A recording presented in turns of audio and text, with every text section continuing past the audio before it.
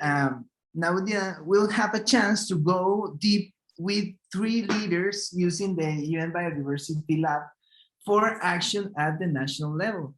As with our last segment, we'll give you the chance to go deep with one of these 3 countries in a breakout segment. Vamos a pasar ahora a la tercera parte del evento. Aquí tendrán la oportunidad de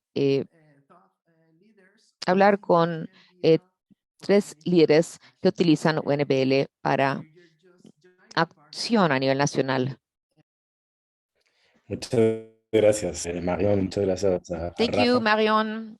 Thank you so much.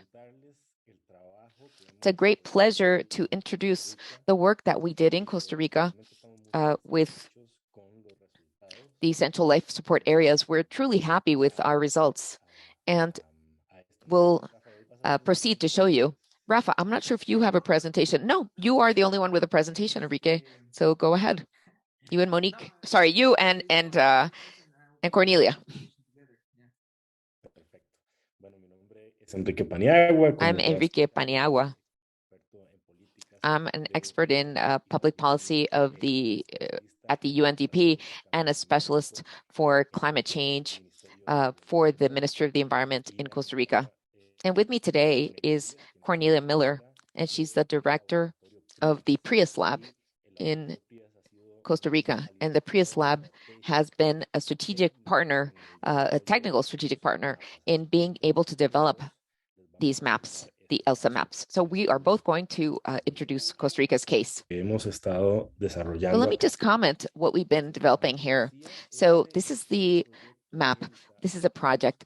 ELSA seeks to use data, the geospatial data, good quality geospatial data, to create maps to show us what actions to take, what actions we have to do to protect, manage, and restore ecosystems in a sustainable manner. And this is a very versatile tool and allows us to focus on different topics. And we could do this in a general way where we establish priorities that have to do with biodiversity, with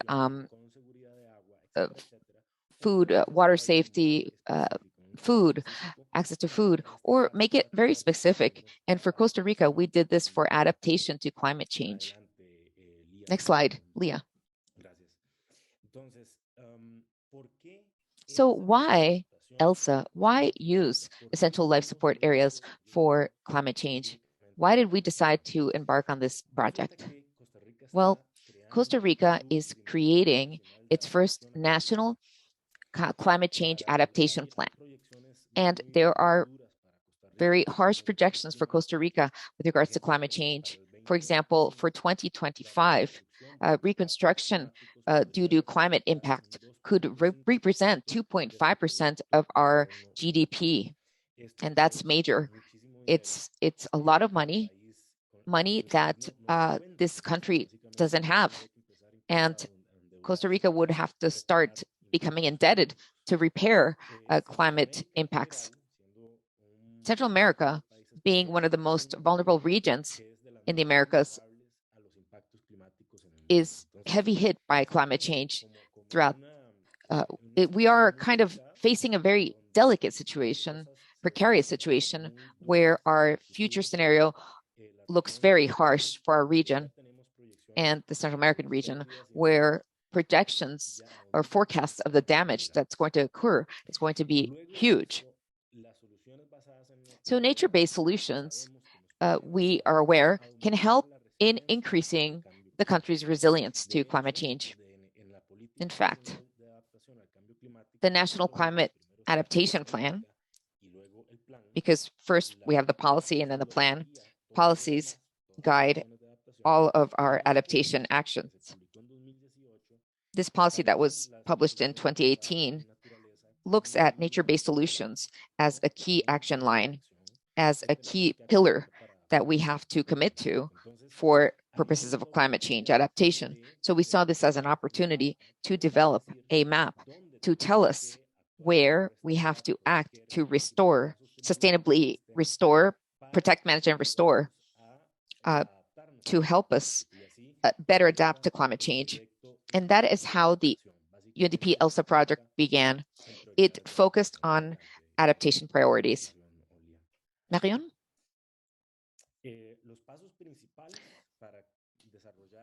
The main steps to take in this analysis was to identify national priorities. What are technical and political priorities having to do with climate change adaptation? So we set 3 objectives. One is to reduce vulnerability of human pressures dealing with climate change, promoting adaptation of ecosystems to climate change. And third, protect ecosystem services for human populations. So these were the 3 priorities established by the climate change head office when we established this project. Then Cornelia is going to speak about the different ELSA maps that we began to collect. And we combined all of the different data layers with political priorities and superimposed them to ultimately produce our prioritized ELSA maps. There are many of them, but what's most important is the action map that my colleague Cornelia is going to explain. Cornelia, go ahead. You have the floor. Thank you, Enrique. Here we can see how the 3 objectives are established for our national adaptation plan. Each color refers to the 3 planning objectives that have to be addressed. And we're going to look at how this is tied to the available layers. Next slide. So as we can see, these are the data layers. These are international data layers. It's very important to be sure to depend on updated international data. And that's why the lab is so important. Gives the most updated, relevant data. But we also have to make sure that we use national maps. So we use different experts in our country, in Costa Rica, to be able to select the corresponding layers and to be able to technically curate them and update them. So this whole dialogue, this national dialogue, forced many of our national institutions or agencies to speak to each other and be able to select pertinent data and compile these data layers in a single repository. So it helped develop a bridge between technology and politics, or policy, sorry, and to make sure that we were able to meet the country's reporting requirements and present the most updated information to help decision makers. The information was compiled into 2 groups. The features that are being defined, and then the zones or areas to execute. So this is kind of the magical moment where we bridge policies with science and technology. So we have in our zones, in our regions, 2 areas that are being executed at the country level. The countries are working on national data layers in executing action and together working with the national layers that we selected and with the international data sets that we select, we superimpose the information and enter it in the map in the computer. And we begin to tweak the information and establish these maps, the ELSA maps. This is the end product, the final map, where we see the 3 objectives that are forever present. We cannot forget them: protect, manage, and restore. And we see the results. And urban greening is in pink, existing protected areas are in green. So areas that the country already protect.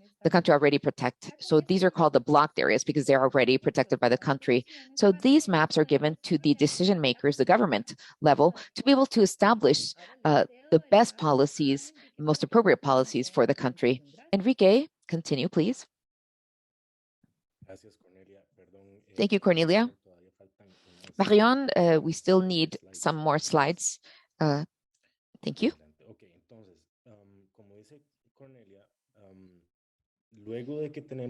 So as Cornelia said, after obtaining these results that were co-created with national level government authorities and technical experts at a national level, together with the UNDP, we work together with different institutions to translate these results into actions or concrete goals.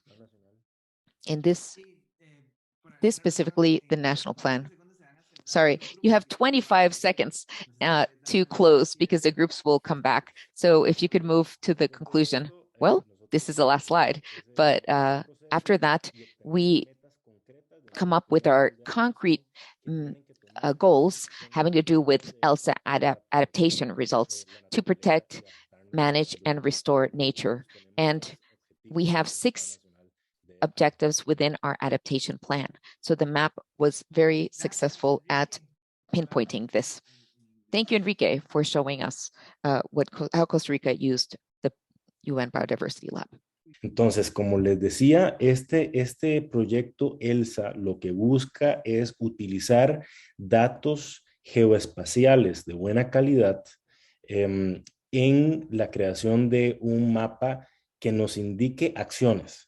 ¿Qué acciones tenemos que hacer para proteger, restaurar y manejar sosteniblemente ecosistemas, ¿no? Eso es un gran panorama y la herramienta es muy versátil.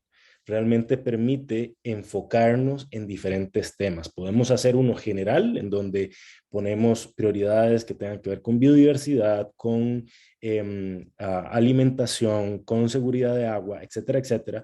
O podemos hacer algo más específico, un tema específico, y en este caso para Costa Rica lo hicimos para la adaptación al cambio climático. Adelante, Lía o Marlon. Gracias.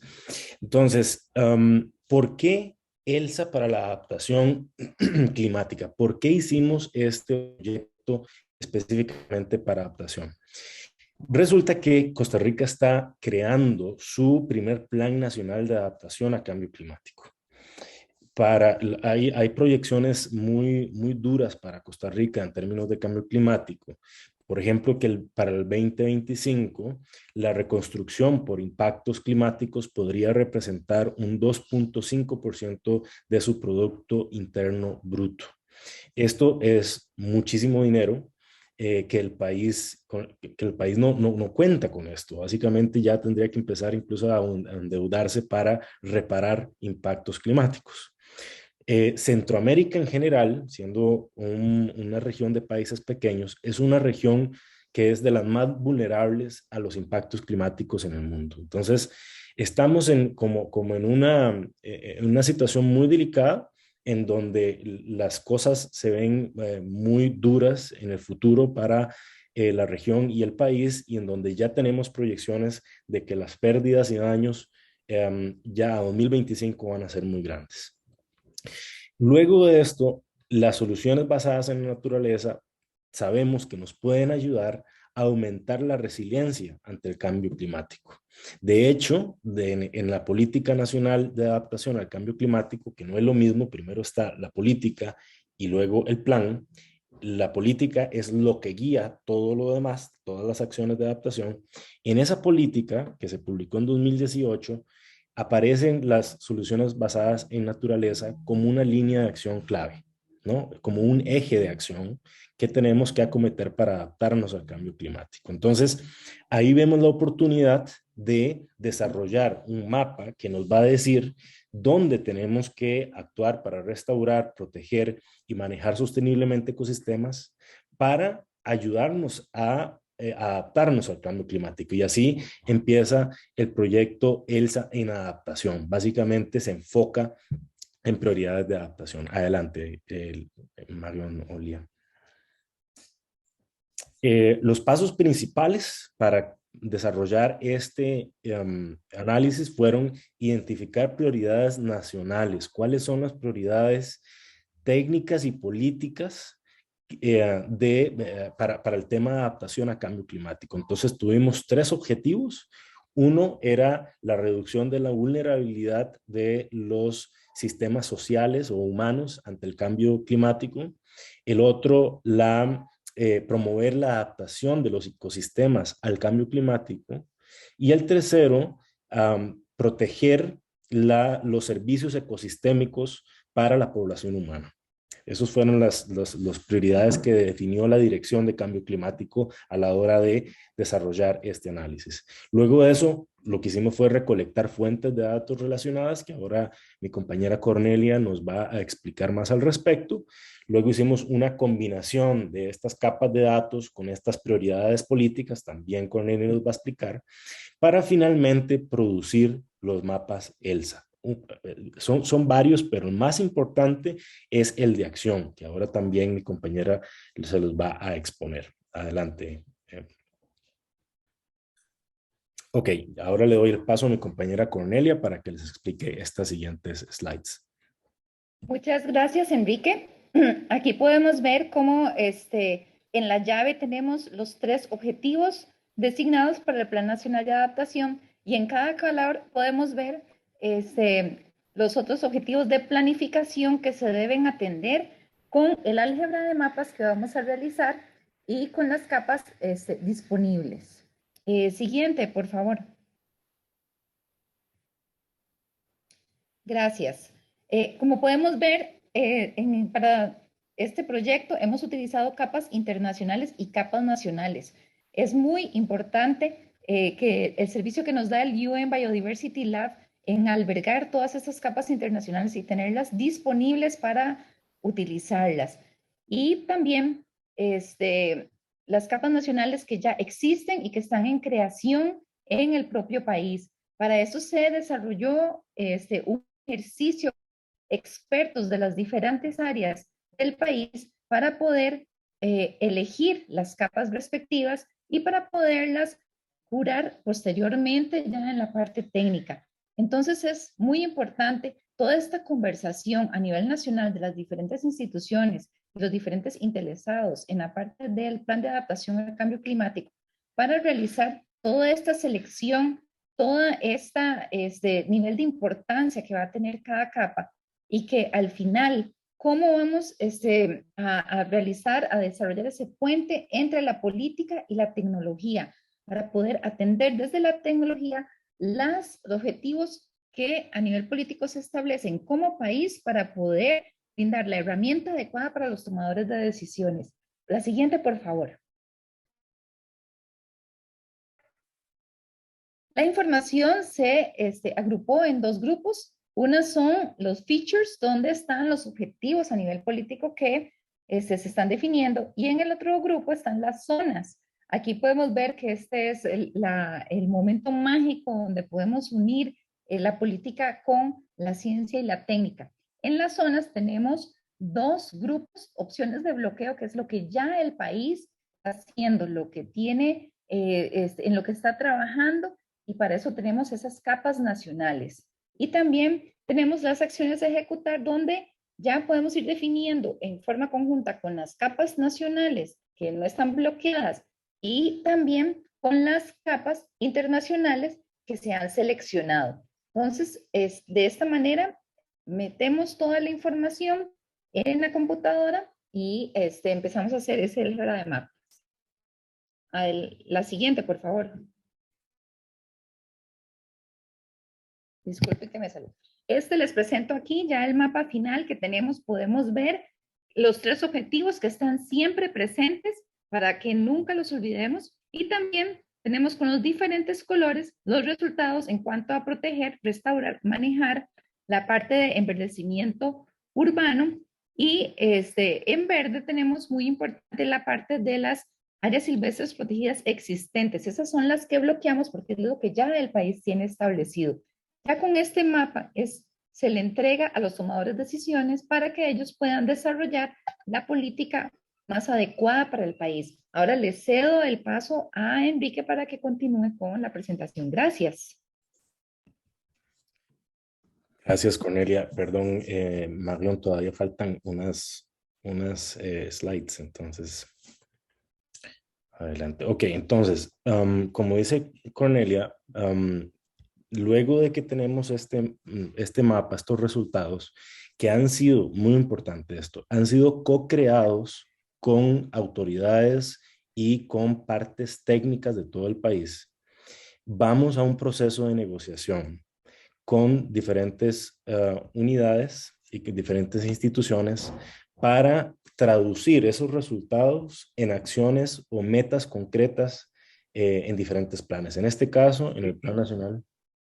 Y por alguna razón, en 25 segundos se van a cerrar los grupos y todos van a volver. No sé si quieres dar un mensaje de cierre. Ok.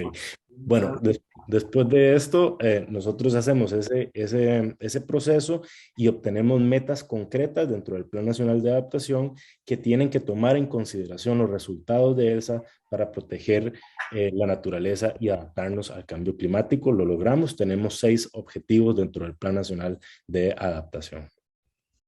So hello again, and thank you for joining this room that we are going to talk about the GIF Small Grants Program and the UNPL, how it can be used by the Indigenous Local Community Conserved Areas, which is a global initiative that is implemented in many countries, including Jordan, through GIF Small Grants Program.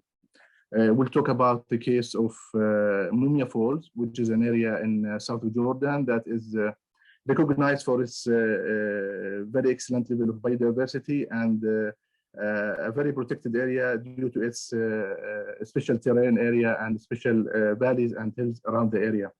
The indigenous population there used to live through hunting and agriculture in general. So a saying that we all know, a picture is worth 1,000 words. So what if this picture has endless number of layers?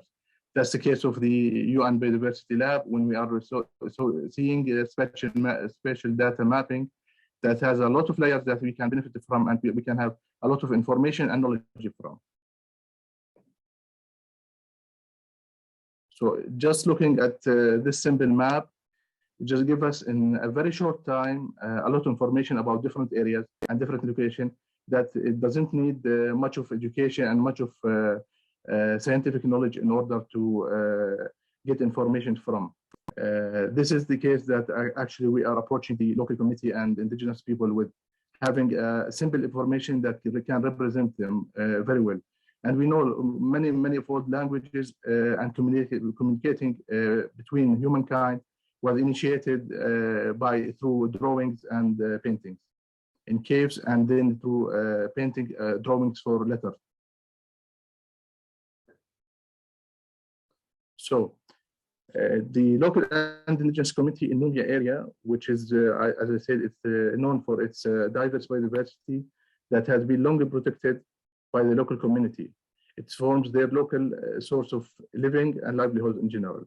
This cultural, ritual, customs, and tradition were formed within this biosphere of natural diversity.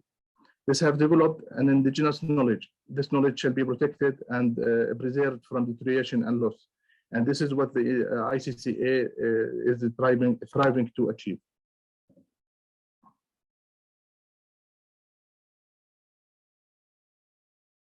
So what is the added value that we can benefit from the use of UNPL along with SGB initiative with local community and indigenous populations? Well, the integration of the different layers of indicators and representation of historical and current data that are globally accepted can provide us with additional tools in selecting, educating, and consideration of local initiatives that can encounter national conservation needs and priorities, and connecting the dots of sustainable development at different national level in different environmental and livelihood interventions. When you have information about areas that are under stress in terms of biodiversity, one can direct attention and resources to that area. UNBL can also be a great tool in designing national strategies and policies for implementing conservation and environmental protection, and even more sector relevant to livelihoods, health, and agricultural, etc. This is one example of mapping for the Mumia area and the land cover that shows the different kind of land cover at the area. If you see the drawing or the map to the right, and then the key for the map, you can see that the area is mostly agricultural with some grassland in it. And some areas gets shrubs. The area with the boundary of black color is the Mumia Falls area. So this map within just a couple of seconds can give you information about this area. The decision maker or the indigenous community can use this map to represent their needs, their aspiration, and also to build their position when dialogue with the policy and decision makers. This is another important map which represents the Biodiversity Intactness Index. When you added a new location for one ICCA, which is here in Mumia Falls, the youth biodiversity intactness shows how the local biodiversity is a crucial part of the ICC, and the interested aspects of human activity and local environmental is very visible. So you can see directly through this kind of a heat map the biodiversity index, which represent a moderate or a good intactness index in the area of ICCA for Mumia Falls area. The impact for using the UNBL for ICCAs and the general local community, it can better demonstrate local biodiversity, other environmental indicators, and other layers of information to provide a global perspective of national context at GIF, SGB, and UNDP levels. All interventions should have integration to UNBL, as it will speak for them in a special way that is becoming the norm for location-relevant interventions. It can also be a great asset for policymaking, intervention design, reporting, and monitoring. This is a priceless of sustainable development endeavor in achieving the SDGs. It's a priceless tool for monitoring and evaluating environmental status for specific locations or areas of interest. This is also can be very, very useful for local communities and the indigenous population to represent their status, especially under the stress of climate change and biodiversity loss. So thank you, and we are ready for any question.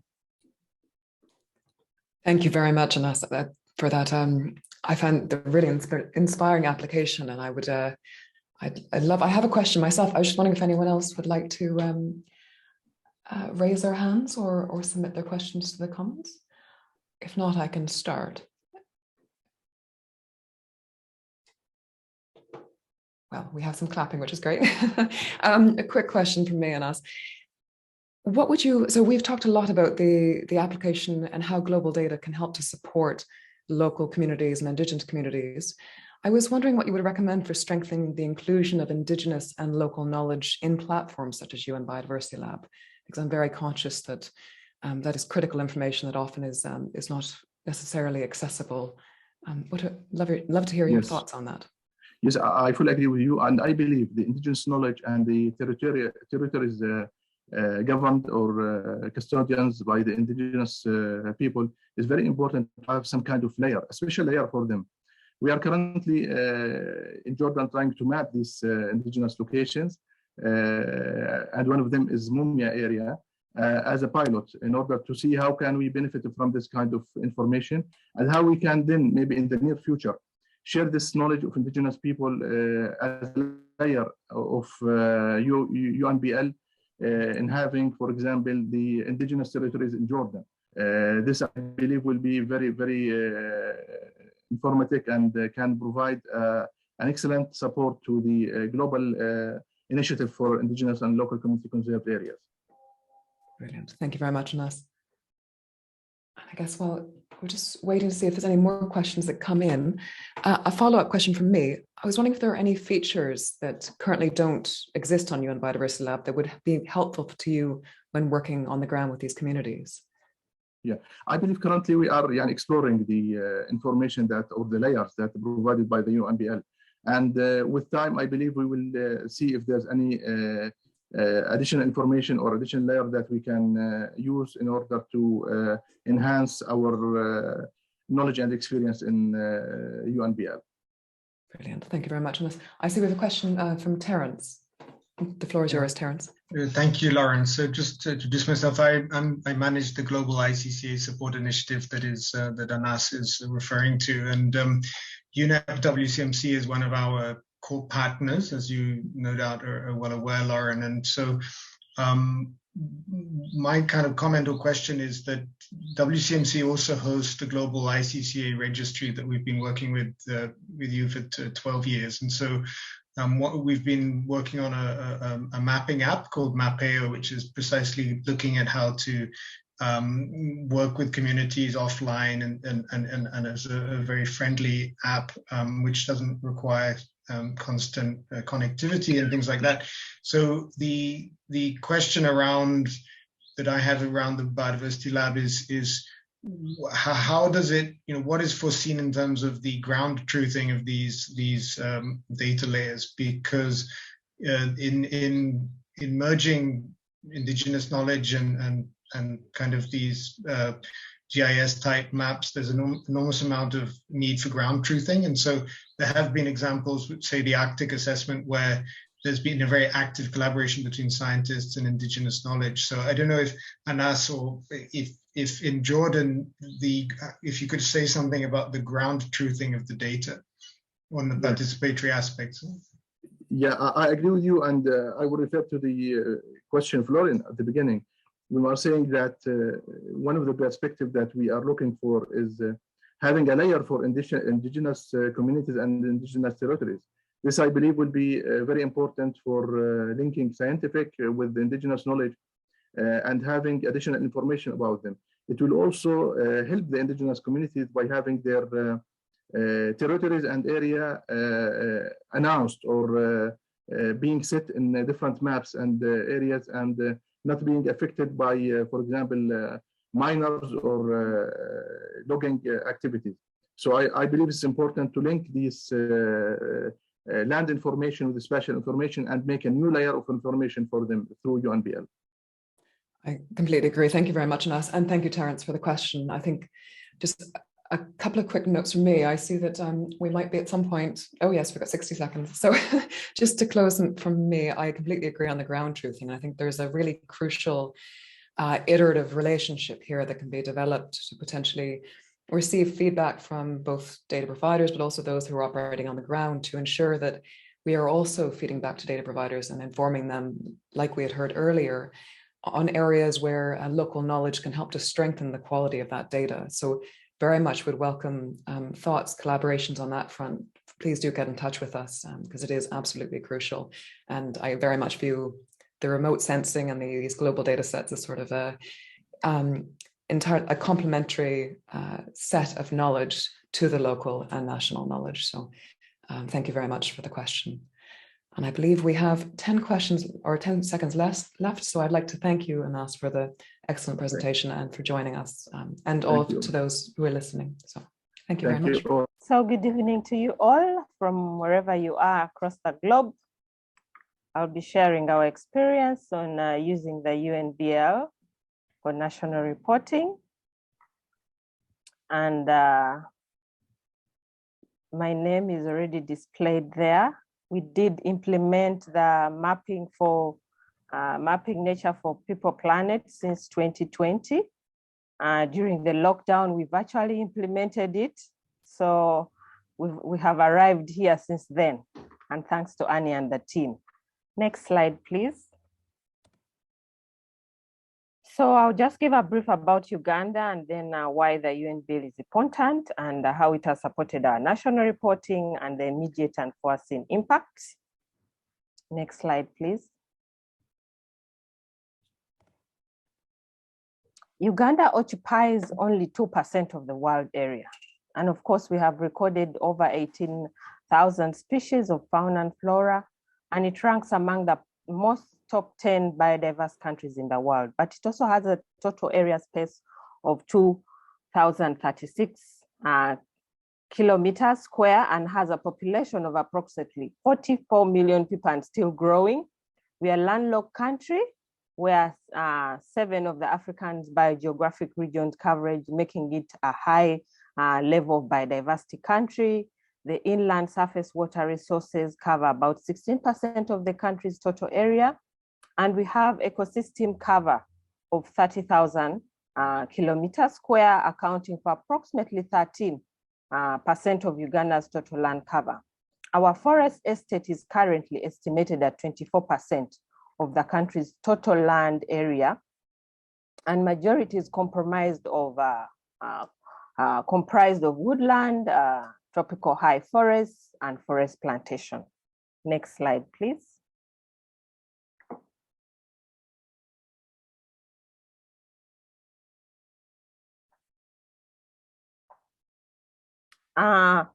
Why we need the UNBL interaction? Of course, we are experiencing high levels of land degradation due to population growth, leading to loss of valuable wetlands and forests. We have high conversion of grasslands and leading to degradation of agricultural soils.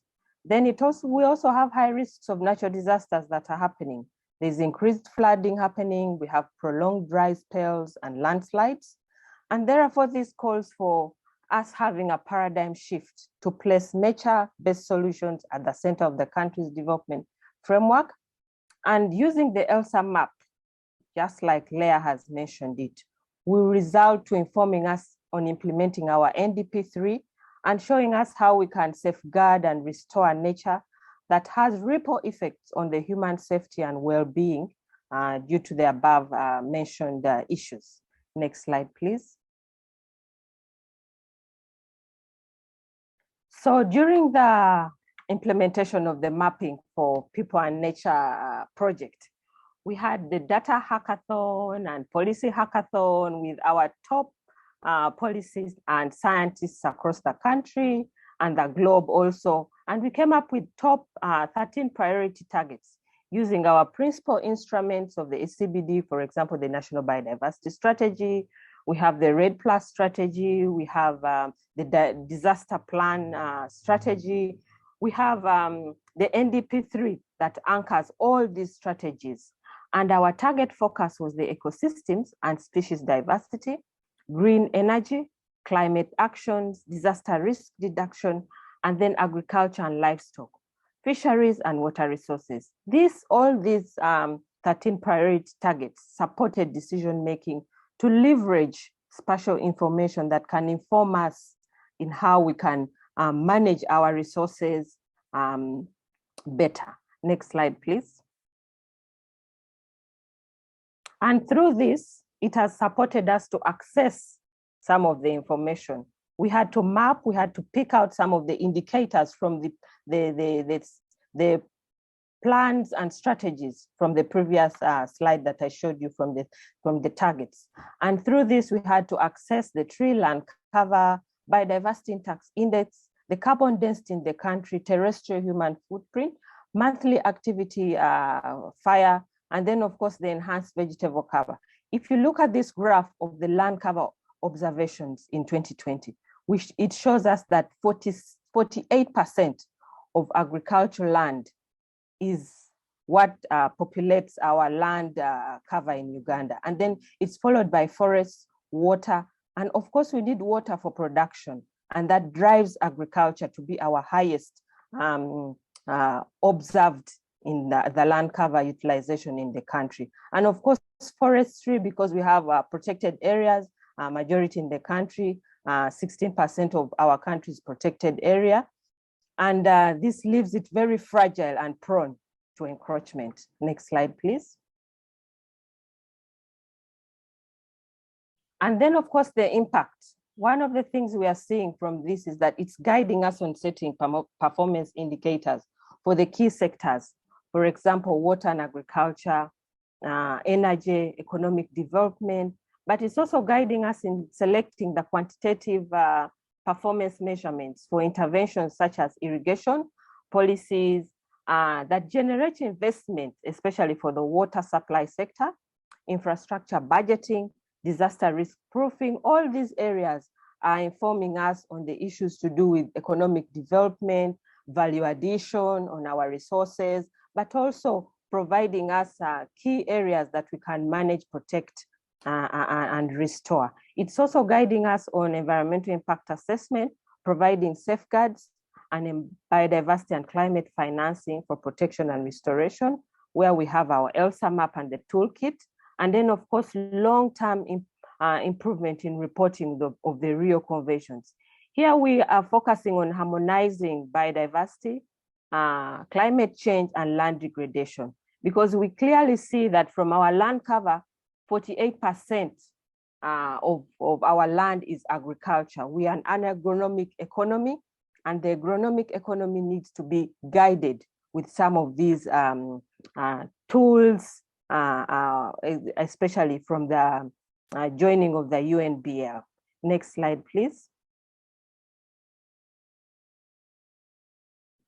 And then, of course, our map of hope, the ELSA map. If you look at this map, the green spots are protecting. We have to protect this ecosystem. Many of these green parts are the protected areas in the country. We're about to go off. And then the restoration of these other sections, the yellow parts. This is the Kato corridor.